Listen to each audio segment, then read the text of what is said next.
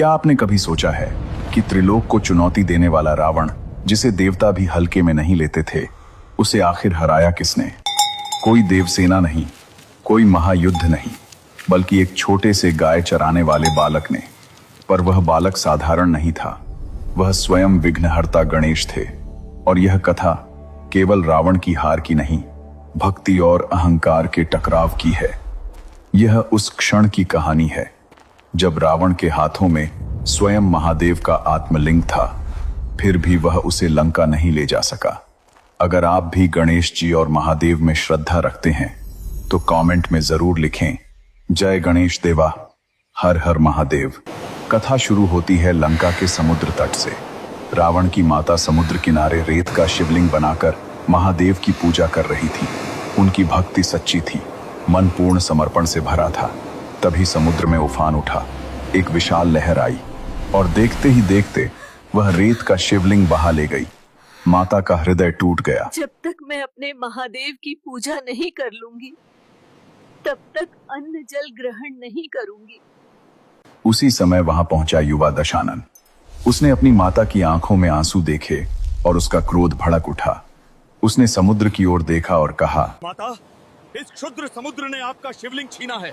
आपका पुत्र दशानन अब कैलाश से स्वयं महादेव का आत्मलिंग लेकर आएगा। अब त्रिलोकीनाथ को लंका में ही बसना होगा। यहीं से इस कथा का सबसे महत्वपूर्ण मोड़ शुरू होता है। बाहर से यह एक पुत्र का प्रण था, लेकिन भीतर कहीं न कहीं अहंकार की ज्वाला भी जल उठी थी। रावण महादेव को पाना चाहता था, पर धीरे धीरे उसके भीतर यह भाव भी आने लगा कि वह उन्हें लंका ले जाकर अपने वैभव का प्रतीक बनाएगा। फिर रावण कैलाश पहुंचा। बर्फीले पर्वतों के बीच उसने घोर तपस्या शुरू की। समय बीतता गया, ऋतुएं बदलती रहीं, लेकिन रावण अडिग बैठा रहा। जब वर्षों तक शिव प्रकट नहीं हुए तो उसकी तपस्या और भी भयंकर हो गई। उसने अपने सिर एक एक करके अर्पित करने शुरू कर दिए। 9 सिर कट गए। कैलाश कांप उठा, देवलोक विचलित हो गया। जब 10वां सिर चढ़ाने का समय आया, तब रावण ने सोचा, केवल रक्त से मेरे शिव प्रसन्न नहीं होंगे, उन्हें संगीत प्रिय है। तब उसने अपने ही शरीर को वाद्य बना लिया। अपनी नसों को तार की तरह छेड़कर उसने ऐसी स्तुति की कि उसकी पीड़ा और भक्ति से पूरा आकाश गूंज उठा। अंततः महादेव प्रकट हुए। रुक जाओ दशानन, तुम्हारी तपस्या ने मुझे विवश कर दिया है। मांगो, क्या चाहते हो? प्रभु, मुझे आपका आत्मलिंग चाहिए। मैं उसे लंका में स्थापित करना चाहता हूं।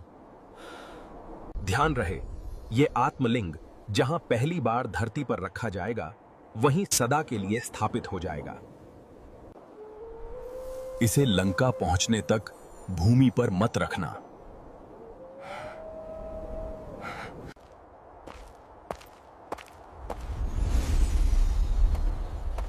रावण प्रसन्न हो उठा। उसे लगा अब उसकी विजय पूर्ण हो चुकी है। वह आत्मलिंग को लेकर लंका की ओर चल पड़ा, लेकिन उधर देवलोक में भय फैल गया। देवताओं ने सोचा, यदि आत्मलिंग लंका पहुंच गया तो रावण को कोई पराजित नहीं कर सकेगा। तब भगवान विष्णु ने कहा, रावण की सबसे बड़ी कमजोरी उसका अहंकार और उसका नियम है। वो संध्या वंदन कभी नहीं छोड़ता। इसी का उपयोग करना होगा। तब एक योजना बनी। सूर्य, समय, जल और माया सबको इस लीला में जोड़ा गया और इस कार्य के लिए गणेश जी को बुलाया गया। विघ्नहर्ता ने मुस्कुराकर यह दायित्व स्वीकार किया। इधर रावण आत्मलिंग को सीने से लगाए तेजी से आगे बढ़ रहा था। उसके चेहरे पर गर्व था। उसे लग रहा था कि अब देवता भी उसके आगे झुकेंगे। तभी अचानक आकाश में अंधेरा छा गया। दोपहर होते हुए भी सूर्य अस्त होता हुआ दिखाई देने लगा। रावण चौंक गया। उसने सोचा, यह तो संध्या काल है।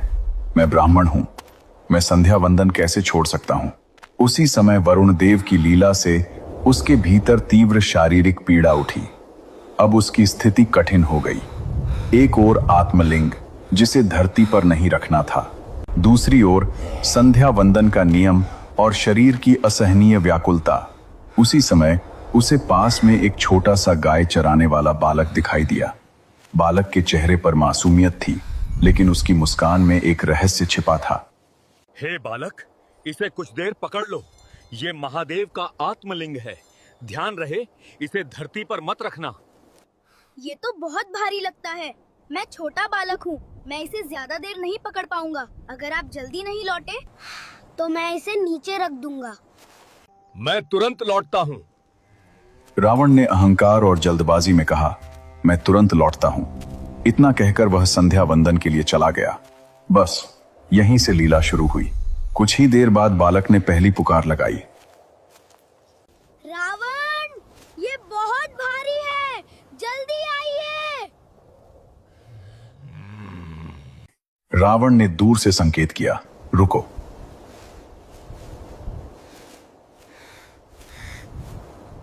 दशानन, मेरे हाथ दुख रहे हैं, मैं इसे अधिक देर तक नहीं उठा सकता।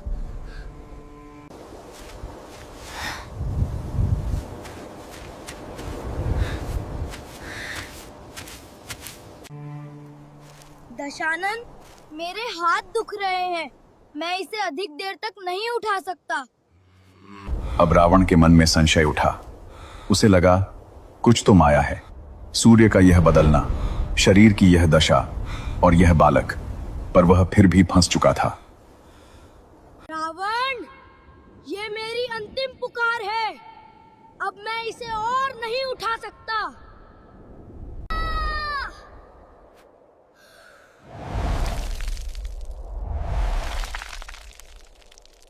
जैसे ही आत्मलिंग ने भूमि को स्पर्श किया, धरती कांप उठी, भयंकर कंपन हुआ, आकाश में बिजली चमकी।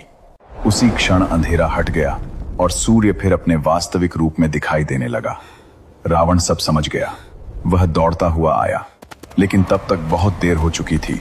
आत्मलिंग धरती में स्थिर हो चुका था। क्रोध में उसने उस बालक पर प्रहार किया। फिर उसने पूरी शक्ति से आत्मलिंग को उखाड़ने की कोशिश की। उसकी भुजाएं तन गईं, नसें उभर आईं, धरती तक कांपने लगी, लेकिन आत्मलिंग अपनी जगह से 1 इंच भी नहीं हिला। रावण जितना बल लगातार, उतना ही स्पष्ट होता जाता कि अब यह उसके अधिकार से बाहर जा चुका है।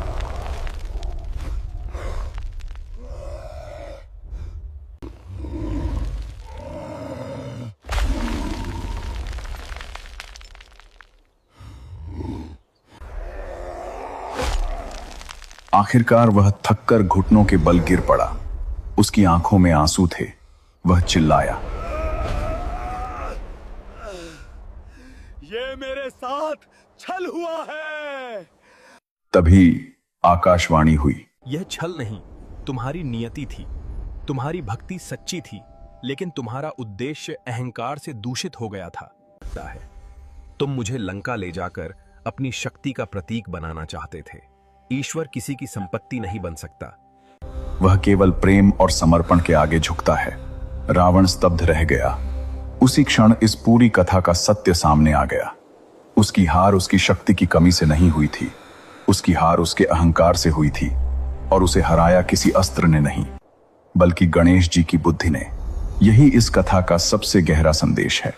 गणेश जी ने रावण को युद्ध में नहीं हराया, उन्होंने उसकी सबसे बड़ी कमजोरी को उसके सामने ला खड़ा किया। रावण के पास बल था, तप था, वरदान था, ज्ञान था, लेकिन नम्रता नहीं थी। और जहां नम्रता नहीं होती, वहां भक्ति भी अधूरी रह जाती है। इसलिए यह कथा हमें सिखाती है कि भगवान को पाना और भगवान पर अधिकार जमाना दोनों अलग बातें हैं। रावण महादेव का भक्त था, लेकिन वह उन्हें अपने राज्य का गौरव भी बनाना चाहता था। यही उसकी भूल थी। भगवान प्रेम से मिलते हैं, अधिकार से नहीं। और यही कारण है कि एक छोटे से बालक का रूप धारण कर गणेश जी ने वह कर दिखाया जो कोई सेना नहीं कर सकती थी। उन्होंने सृष्टि का संतुलन बचाया, देवताओं की चिंता दूर की और दुनिया को यह बता दिया कि सबसे बड़ा बल भी बुद्धि और दिव्य इच्छा के सामने छोटा पड़ जाता है।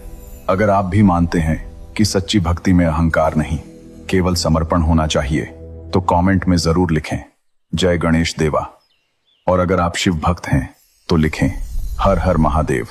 इस कथा का सार केवल इतना नहीं कि गणेश जी ने रावण को रोक दिया। असली सार यह है कि जब भक्ति में स्वामित्व आ जाता है, तब भगवान स्वयं दूर हो जाते हैं। और जब भक्ति में प्रेम और समर्पण होता है, तब बिना मांगे भी कृपा बरसती है। इसीलिए आज भी यह कथा सुनकर मन झुक जाता है। रावण जैसा महाबली भी उस दिन समझ गया था कि ईश्वर को जीता नहीं जा सकता, उन्हें केवल प्रेम से पाया जा सकता है।